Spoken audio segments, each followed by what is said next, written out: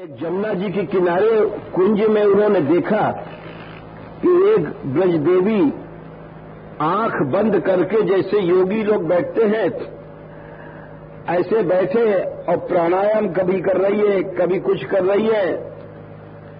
तो बड़ा आश्चर्य हुआ कि ब्रज में हम क्या देख रहे हैं। सारे योग आदि साधनाओं का फल तो श्री कृष्ण है, और जो श्री कृष्ण जिसको मिल गए वो क्या कर रही है। तो उन्होंने पूछा कुछ देर बाद जब वो उठी कि देवी आप क्या कर रही थी। तो पहचान गई, बोले नारद जी प्रणाम, आप क्या कर रही थी। बोले योग साधन कर रही थी। बोले अरे योग साधन, आप समस्त योगों का साध्य तो श्री कृष्ण है, वो तो आपको सहज में प्राप्त है। अब आप योग माने युजिर योगे मन को लगाना। अरे आपका तो मन लग ही चुका है, आप लोगों का, आप कहां लगा रही हो। बोले देखो नारद जी, हम योग कर रही थी कि हमारा मन वहां से हट जाए।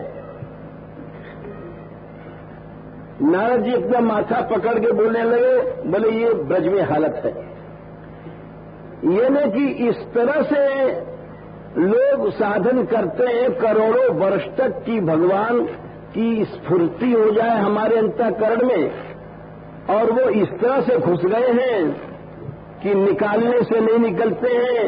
और ये बात सूरदास जी ने भी लिखा है कि उर्मे माखन चोर गड़े। अरे इस वक्षस्थल में माखन चोर गड़ गए हैं।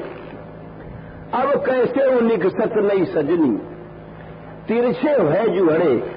जैसे कोई चीज तिरछी घुस जाती है, निकलती नहीं है, तो ललित त्रिभंगी 3 जगह से टेढ़े हैं, वो घुस गए हैं, वो निकलते नहीं हैं। ये स्थिति है।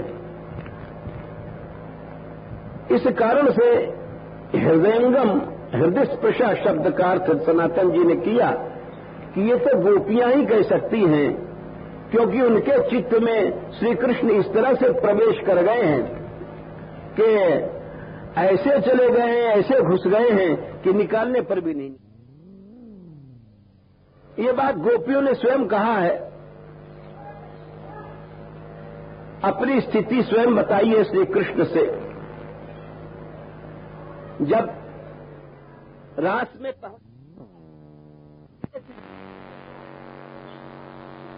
आई थी दौड़ती हुई, बोले ठीक है उसी तरह से चली जाओ। बोले तुम्हें पता ही तो नहीं है हमारी स्थिति। गोपियां कहती हैं अरे चित्तम सुखेन भवता अपहृतम गृहेषु। चित्त हमारा जो था वपि गृह कृत्य, ये हमारे जो हाथ थे जिनसे हम दही चलाती थी, घर के काम करती थी, अब वो हाथ हमारे नहीं रहे। देखिए कैसी विचित्र स्थिति हो जाती है प्रेम में। श्याम सुंदर तुम हमको धक्का दो तो भी हमारे पांव जड़ हो चुके हैं, जा नहीं सकते। पादौ पदम न चलतस तव पाद मूलात। ये हमारे दोनों पांव एक कदम भी आगे नहीं बढ़ सकते। तब पाद मूलात माने तुम्हारे समीप से। और यामह कथम ब्रजमहो करवाम किम वा। हे कृष्ण, हम ब्रज में लौट के कैसे जा सकती हैं। न हमारे हाथ चल रहे हैं, न पांव चल रहे हैं। चित्त है वो भी यही गड़ चुका है।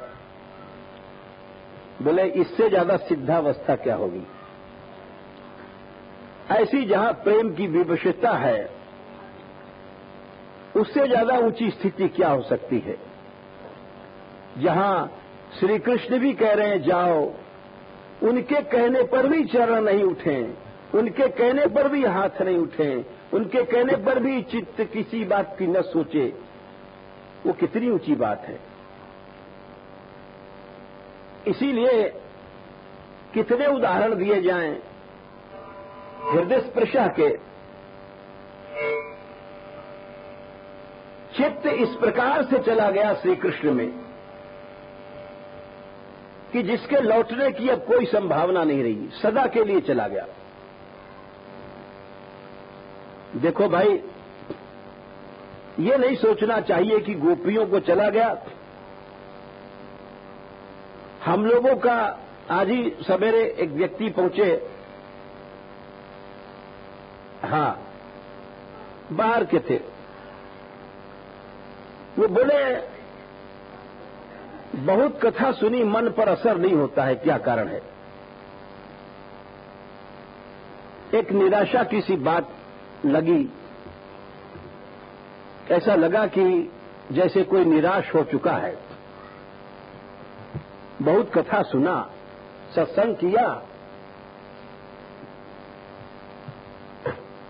मन भगवान में नहीं लगा। हमने उनको समझाने की कोशिश किया कि भाई कुछ तो लगा होगा, तुम यहां बरसाने आए, गहवर वन में आए, राधा रानी के दर्शन करने आए, तो ऐसा कैसे हो सकता है कि तुम्हारा मन बिल्कुल नहीं लगा है? बोले संतोष नहीं है।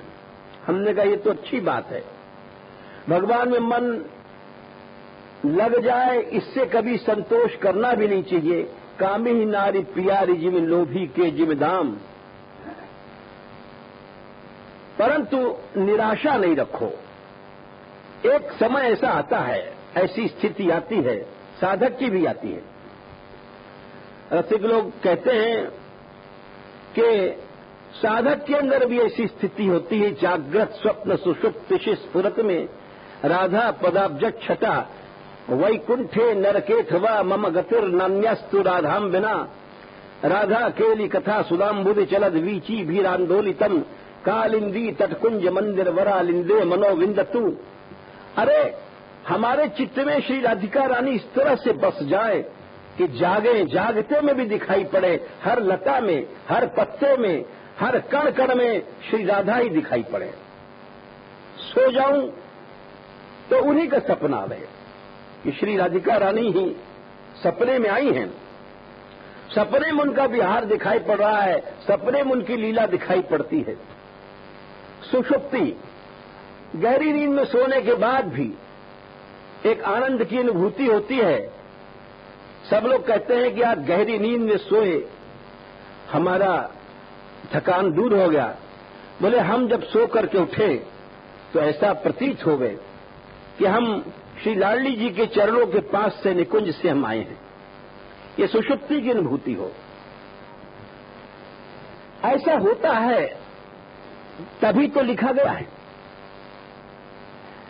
आप कहो कि हमें नहीं हो रहा है। अरे भाई, कितने लोग योग करते हैं, समाधि करोड़ों अरबों में किसी किसी की लगती है। किस मार्ग में सफलता संपूर्ण रूप से किसको हो रही है? लेकिन इसका यह मतलब नहीं कि योगी अपना साधन छोड़ दे। जिस मार्ग का जो पथिक है, उस मार्ग से निराश हो जाएगा तो वो कुछ कभी प्राप्त नहीं कर सकेगा। भगवान ने गीता में ही कहा था, सच्चा साधक कौन है? जिसमें धैर्य है, उत्साह है। अब थोड़ी दूर मंजिल है, अब मार लिया हाथ है, इसको साधक कहते हैं। भगवान कहते हैं मुक्त संगो अनहमवादी धृत्युत्साह समन्विता सिद्ध सिद्ध्योर निर्विकारा स कर्ता सात्विक उच्यते। साधक के अंदर ये गुण चाहिए कि बढ़ता चले, बढ़ता चले, धैर्य रखे, उत्साह रखे कि अब जरूर अनुभव होगा, अब मंजिल थोड़ी दूर है। सिद्धि और असिद्धि में निर्विकार रहे, निराश नहीं हो, ये साधक का लक्षण है।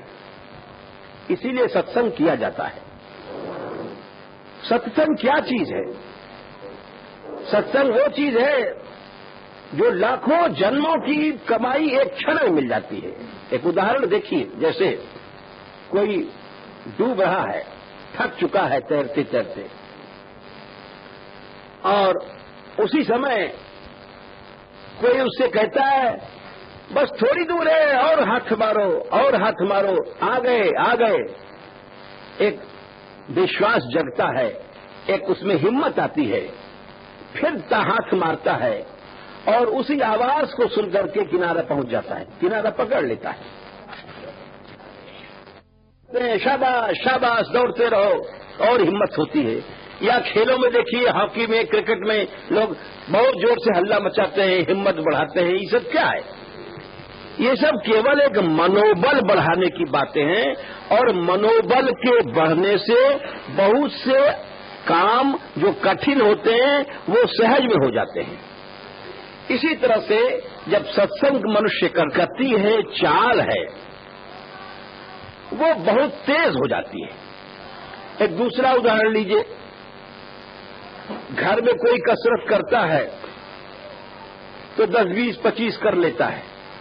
अखाड़े में जाता है, जब देखता है 150 आदमी कसरत कर रहे हैं और लड़ रहे हैं, तो एक स्पिरिट पैदा होती है कि हम और मेहनत करें, हम और बढ़ें।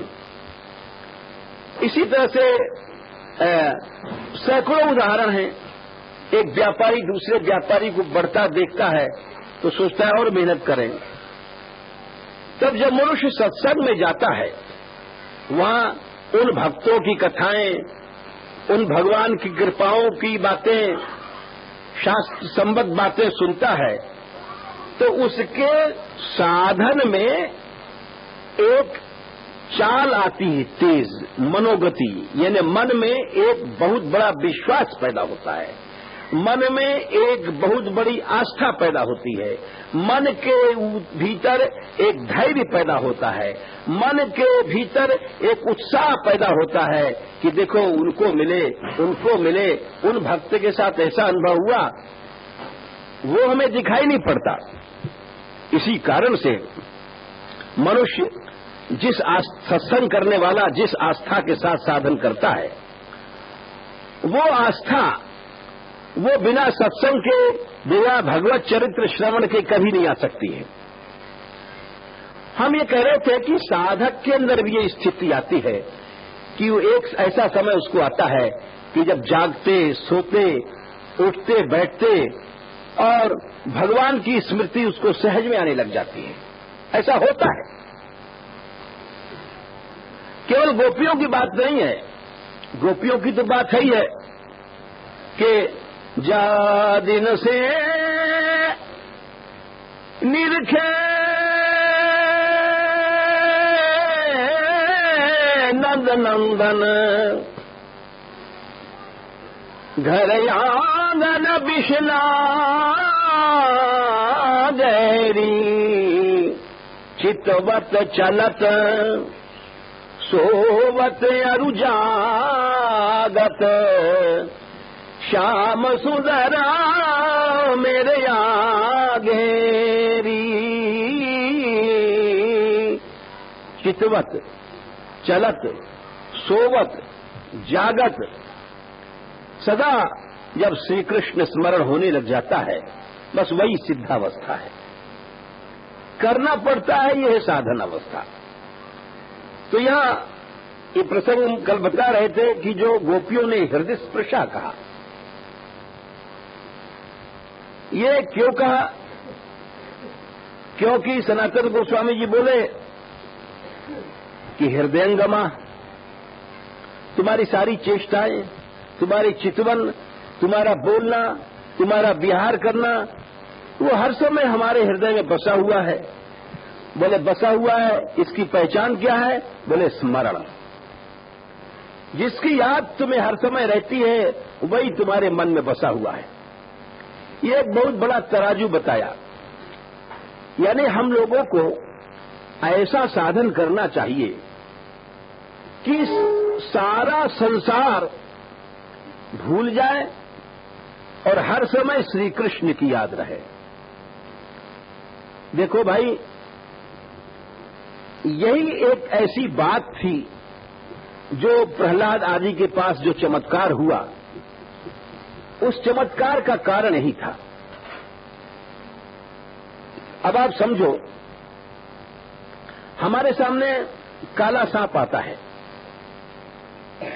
और देख के डर लगता है, सबको लगता है। बिच्छू काल आया, देख करके डर लगा। कोई सामने पिस्टल लेके आया, डर लगा। कोई भयानक परिस्थिति सामने आ गई, डर लगा। क्यों डर लगा?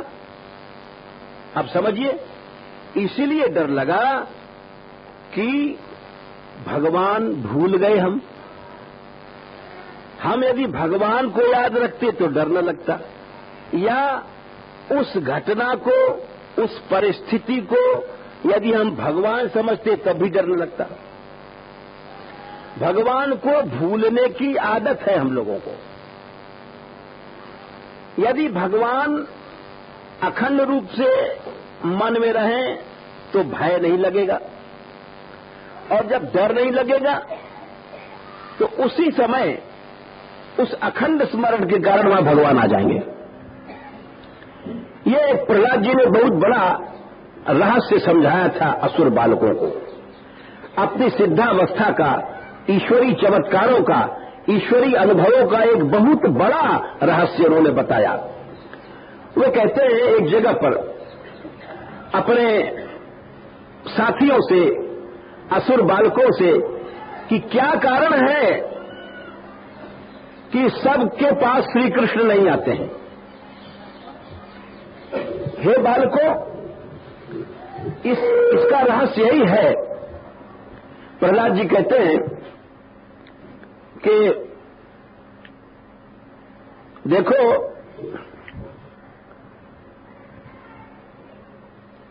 जितने भी व्यक्ति हैं उनमें अभ्यास करो कि हर समय श्री कृष्ण की स्मृति हमको दिखाई पड़ती रहे, ये सामने श्री कृष्ण है। वे कहते हैं कि ब्रह्मांत स्थावरादिषु भौतिकेषु विकारेषु भूतेषु अथ महत्सु च गुणेषु गुण साम्ये च गुण व्यतिकरे तथा एक एव परो ह्यात्मा भगवान ईश्वरो हरि। कितना बड़ा ज्ञान दे गए एक छोटा सा 5 साल का बालक। ब्रह्मा से लेकर के जितने भी जड़ पदार्थ हैं, स्थावर, इन सब में वही एकमात्र श्री कृष्ण है। भौतिकेषु विकारेषु, ये 5 महाभूतों के जो विकार हैं, आग, पानी, मिट्टी, इनके विकार वायु के लिए बड़े बड़े शस्त्र लाए गए। इतो तमंचे सब बड़े बड़े पहाड़ लाए गए, आग में जलाया गया, पानी में डुबाया गया, उनको पत्थर बांध करके उनके गले में, नागों के बीच में छोड़ा गया। लेकिन वो कहते थे कि क्या कारण है कि हमें कुछ नुकसान नहीं होता। उसका यही कारण है कि भौतिकेषु विकारेषु भूतेषु अतमात्सु च गुणेषु गुण साम्ये च गुण व्यतिकरे तथा प्रलय हो, चाहे संसार की सृष्टि हो रही हो, गुण साम्य माने प्रलय, गुण व्यतिकर माने सृष्टि, उन सब में एक एव परो ह्यात्मा भगवान ईश्वरो हरि। ये अखंड स्मरण रहे कि ये भगवान ही है। बस ये जिस समय स्मरण पक्का हो जाता है उसी समय श्री कृष्ण की प्राप्ति हो जाती है। इसी को रसिक लोग कहते हैं, जो अभी हमने गोपियों की स्थिति बताई कि चितुवत चलत सोवत और जागत, लताओं के पत्तों में श्री कृष्ण दिखाई पड़े, यमुना के जल में श्री कृष्ण दिखाई पड़े, सारी सृष्टि श्री कृष्णमयी हो गई। यही कारण है कि प्रहलाद जी ने इतना सुंदर उपदेश दिया और उनके ऊपर कोई प्रभाव माया का किसी को कुछ नहीं हुआ, भयानक परिस्थितियों का भी प्रभाव नहीं हुआ। हम लोग बहुत जल्दी भगवान को भूल जाते हैं, कच्चे हैं दिमाग के। अरे सर्प बिच्छू तो छोड़ दो, किसी ने चलते में जरा सा धक्का दे दिया या लग गया, या किसी ने तू कह दिया, गाली दे दिया, बस क्रोध के वशीभूत हो गए, सारी सहनशीलता गायब हो गई। ये सब भगवान है, ये सब भूल गए, ये सब श्री हरि ही हैं। ये जरा से एक उंगली छुआने पर भी हो जाता है। अब बताइए क्या साधन करेंगे हम? कितनी कच्ची खोपड़ी है। इसीलिए हम लोगों को अनुभव नहीं होता है।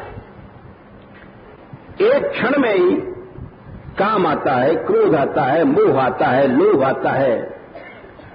कोई अच्छा रूप दिखाई पड़ा, दृष्टि चली गई, भूल गए भगवान है। जरा सा अपमान हुआ, भूल गए भगवान है, जलने लग गए। इसीलिए श्री कृष्ण चैतन्य महाप्रभु जी ने कहा था, भजन ऐसे नहीं कर सकते हो, तरो अपि सहिष्णुना।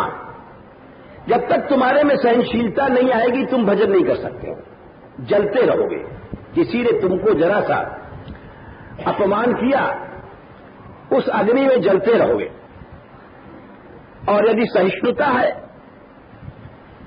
तो इससे बहुत ऊपर उठ करके श्री कृष्ण की अखंड स्मृति में तुम डूब जाओगे। बिना सहिष्णुता के, बिना तरोरपि सहिष्णुता के श्री कृष्ण स्मरण नहीं हो सकता है। जिस समय हम इन सब कषायों को, शास्त्र में इसको कषाय कहा गया है, इन कषायों के कारण, यही कषाय है जो श्री कृष्ण से दूर करते हैं। और यही बात है, ये उद्घोष हुआ श्रीमद् भागवत में कि अविपक्व कषायानाम दुर्दर्शो हम कुयोगिनाम। जब तक तुम्हारे हृदय में कषाय पक नहीं जाते हैं, तब तक भगवान तुम्हारे सामने कभी नहीं आ सकते हैं। यह आकाशवाणी हुई थी नारद जी के साथ। हम लोग अपने कषायों पर ध्यान नहीं देते हैं। मैं सही कह रहा हूं, हमारे पास बहुत से लोग रहते हैं, बहुत से संत हैं, ब्रजवासी हैं, 30-40 की संख्या है यहां। लेकिन ये इतना कठिन विषय है कि मैं जिससे कहता हूं सहनशीलता की बात, उसको ऐसा लगता है ये पक्ष कर रहे हैं, उसको ऐसा लगता है कि हमारे साथ अन्याय हो रहा है। अब आप स्वयं सोचिए, 2 लड़के लड़ रहे हैं। एक लड़का आया, बोला इसने हमको गाली दिया या मारा। हमने कहा अच्छा कोई बात नहीं, तुम इसको सहो और प्रसन्न रहो। तो नाराज होकर चला जाएगा।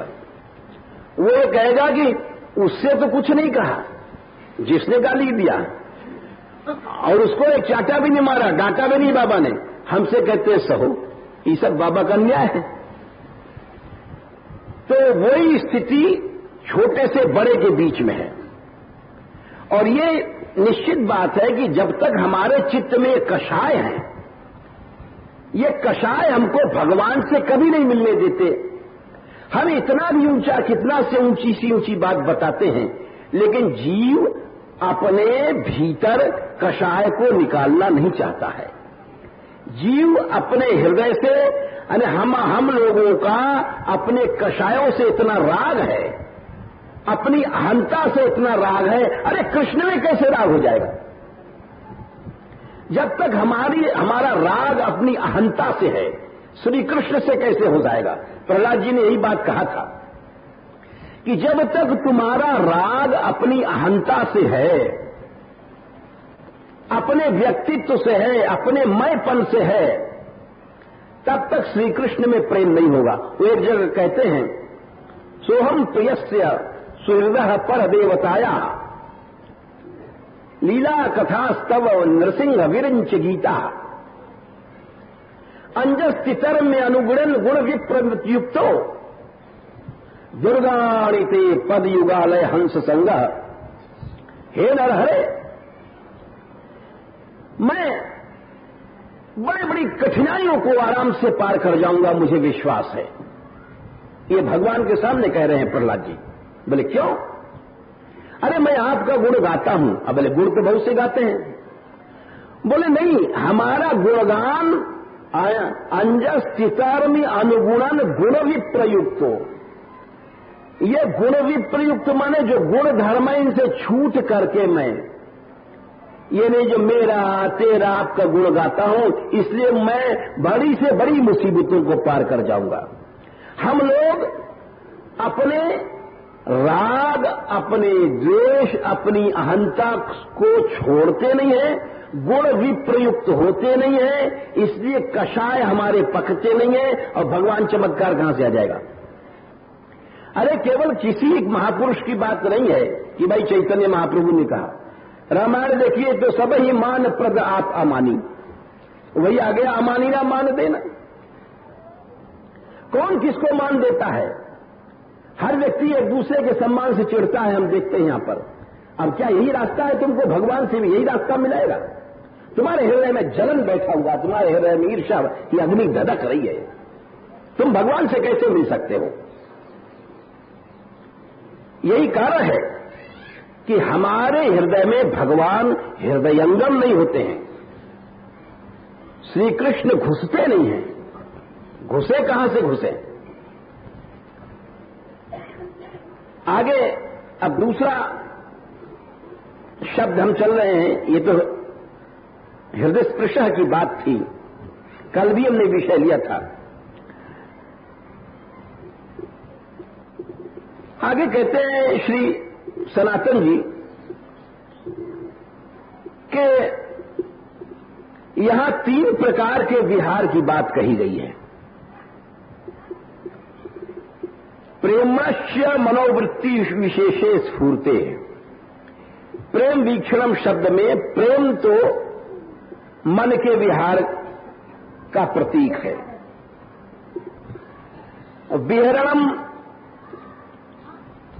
विहरणं चते ध्यान मंगलम, ये दैहिक मिलन का प्रतीक है। और संविदा ये वाचिक, वाणी से श्री कृष्ण का मिलन हो जाना। यानी ये कह रहे हैं कि 3 प्रकार का विहार होता है। एक मानसिक विहार, एक शारीरिक, एक वाचिक। ये 3 प्रकार के विहार की यहां गोपियां चर्चा कर रही हैं। ये 3 प्रकार का विहार क्या है समझिए। मन से निरंतर श्री कृष्ण की याद है, ये तो मानसिक विहार है। वाणी से विहार है कि श्री कृष्ण सामने आ गए, उनसे बात कर रही हैं, हंस रही हैं, बोल रही हैं, ये वाणी का विहार है। मिलन है, नाच रही हैं, गलबैयां दे करके, ये दैहिक विहार है। ये 3 प्रकार के विहार प्रेम में हुआ करते हैं।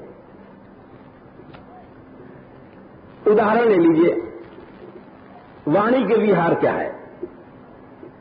जैसे श्री कृष्ण की बंशी चुराती है कोई, श्याम सुंदर जाते हैं और बहुत चिंतित है कि हमारी बंशी आज चोरी चली गई, और जरूर गोपियों ने चुराया है, क्योंकि ये बड़ी चतुर है और हमारी बंशी से ये ऊपर से चिढ़ती भी हैं, कहती ये सौत है, हमारे अधिकार की चीज ये बंशी ले लेती है, श्री कृष्ण के अधरामृत का सब पान कर जाती है बंशी, सौत है। तो जाते हैं गोपियों के पास और वहां जाकर के कहते हैं कि देखो तुमने बंशी चुराई है, हमारी दे दो बंशी। एक वाग विहार, वाणी का विहार कितना सुंदर एक छोटे से दोहे में ही बिहारी ने व्यक्त किया है। बतरस लालच लाल के मुरली लई छिपाए,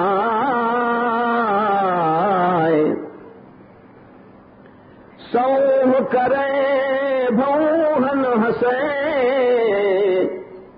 देन कहे नट जाए। श्याम सुंदर गए, बोले नहीं हमारी बंशी दे दो, क्यों नहीं देती हो? सौम करें, सौगंध खाती हैं कि अरे लालन तुम्हारी बंशी हमारे पास कहां है। सौगंध खाने लग गई, मैया की सौ, दद्दू की सौ, भैया की सौ, सबकी सौ। श्याम सुंदर लौटने लग गए कि सौगंध खा गई, सबकी खा गई, बंशी नहीं है इसके पास। जब लौटे तो थोड़ा सा भंगोर मुस्कुरा गई। अरे उन्होंने देख लिया मुस्कुराते, क्यों? तुमने सब झूठी सौगंध खाई है, हमको बुद्धू बनाती हो। सौ करे भौहन हंसे, फिर बहुत गिड़गिड़ाते हैं, दे दो तुम हंसी हो। तो कहती है अच्छा दे दूंगी, देन कहें। अब वो खड़े हो गए आधीनता से कि बंशी मिलने वाली है, बड़े उतावले हो रहे हैं, हाथ जोड़ रहे हैं, बड़ी बड़ी लीला कर रहे हैं कि जल्दी से पिघल जाए, नट जाए। नट गई, बोले मैंने तो हंसी में कहा था देने की। अरे हमारे पास बंशी है ही नहीं, तुम देंगी कहां से? सौ करें भौहन हंसे, देन कहें नट जाए। ये क्या है? वाग विहार है, ये वाणी का विहार है।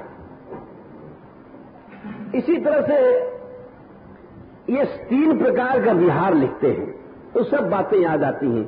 आप रास में देखिए,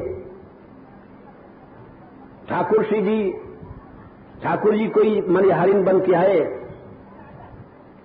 या श्री जी कभी उनको छकाने के लिए गोरे ग्वाल बन के सखा के रूप धारण करके आती हैं और श्याम सुंदर पहचान नहीं पाते हैं। फिर ये लीलाएं लोग रोज देखते हैं और बहुत से लोग तो कहते हैं हमने ये लीला देख लिया। ये ना उनको रसानुभूति नहीं होती है। रसानुभूति न होने का कारण यही है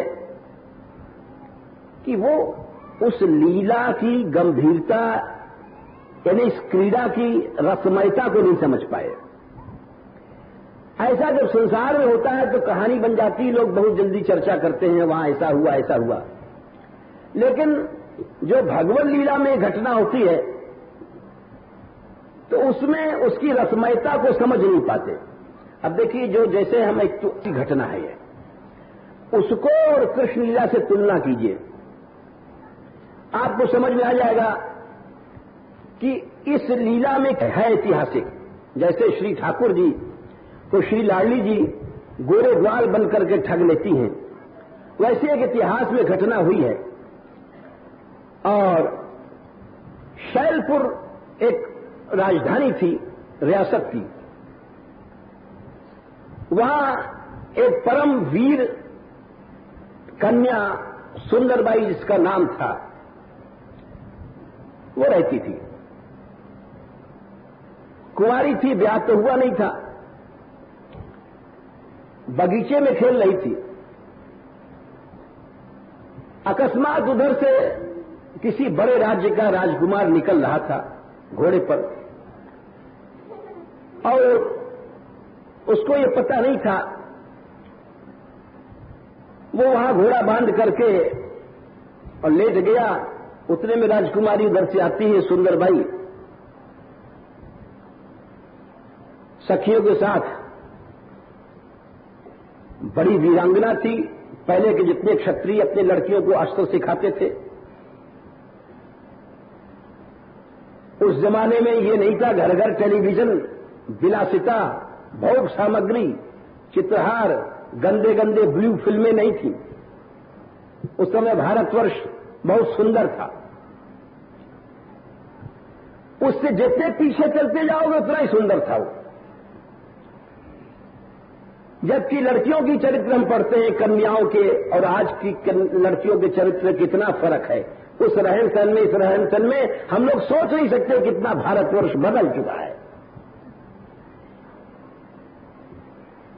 वो कहती है अपने सखियों से कि सखियां पूछती कि तेरा विवाह कहां होगा। वो परिहास में कहती है कि यदि हमारे पिता हमको अवसर दे तो मैं अपनी वीरता से वीर सिंह को छका सकती हूं। वीर सिंह वल्लभीपुर एक राज्य था, उसका राजकुमार जो सुन रहा था बड़ा वीर था। उसने वहां बात सुन करके और जा करके अपने पिता से कहा कि पिताजी हमारा संबंध आप वहां कर दीजिए, छोटी रियासत जरूर है। पिताजी ने संबंध भेजा, संबंध हो गया, ब्याह हो गया। सुंदरबाई गई वहां वल्लभीपुर ससुराल, लेकिन मजे की बात है पति नहीं आता है पास में। काफी दिन बीत गए, महीनों बीत गए, तो एक दिन वो पूजा करने जा रही थी और मंदिर के बीच में कोई बाहरी व्यक्ति नहीं आ सकता था, लेकिन राजकुमार जाता है वीर सिंह। जैसे ही वो पूजा करके उठी तो कहता है कि तुमने कहा था कि वीरता से मैं वीर सिंह को छका सकती हूं, इतने दिन हो गए तुमने आज तक कुछ नहीं किया। इतना सुनते मान राजपूत कन्या थी, वीरांगना थी, वीरता की लहर दौड़ी। बोले मैं राजपूत पुत्री हूं, मुझे पता नहीं पड़ा था। ठीक है आप जाइए, कह के भेज दिया उनको और अपने महल में कह दिया यहां तो कोई आता ही नहीं है। बोले ठीक है, कोई आवे भी तो इसको बंद रखना तुम लोग। वहां जाते ही नहीं था, वीर सिंह जाते ही नहीं था।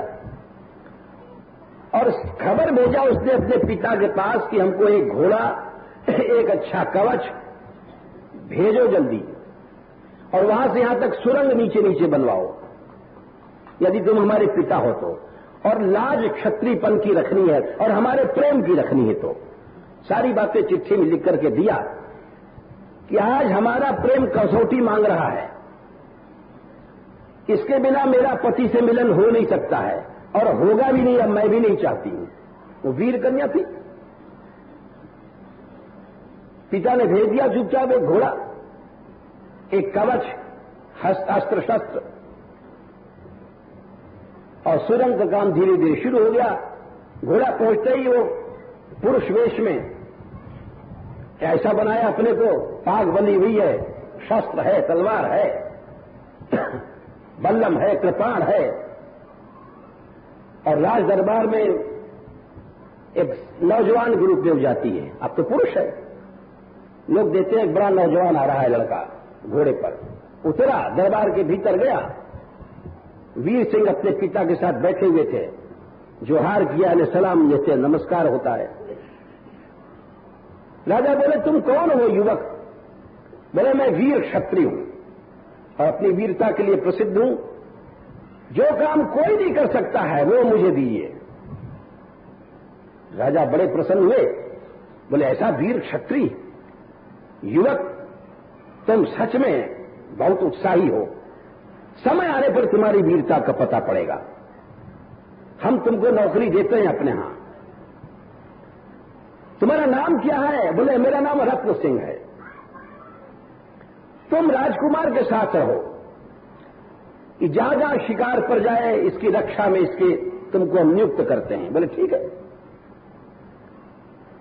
मिलन तो हुआ नहीं था कि एक दूसरे को पहचाने। राजकुमार पहचान नहीं पाया कि हमारी ये स्त्री है। बहुत सुंदर है, देखने में बड़ा वीर, घोड़ा, घुड़सवारी बड़ी ऊंची, अस्त्र शस्त्र सब ऊंचा। एक दिन राज्य के भीतर एक नरभक्षी सिंह घुसता है। राजा कहता है कि रत्न सिंह तुम कुछ कर सकते हो? बोले हमको अकेले भेज दो, हमें किसी की सहायता की जरूरत नहीं है। और रत्न सिंह जाता है अकेले ही उसके 2 टुकड़े कर देता है और वीरता का नाम हो जाता है, हल्ला हो जाता है और राजकुमार का बहुत प्रिय बन जाता है। राजकुमार कभी कभी उससे चर्चा करता है कि मेरा विवाह हुआ सुंदरबाई से, लेकिन सुंदरबाई भी बड़ी कठोर निकली। हमने परीक्षा के लिए कहा कि तुमने कुछ चमत्कार नहीं दिखाया, उसने महल के दरवाजे तक बंद कर दिए। कितनी ऐठ है।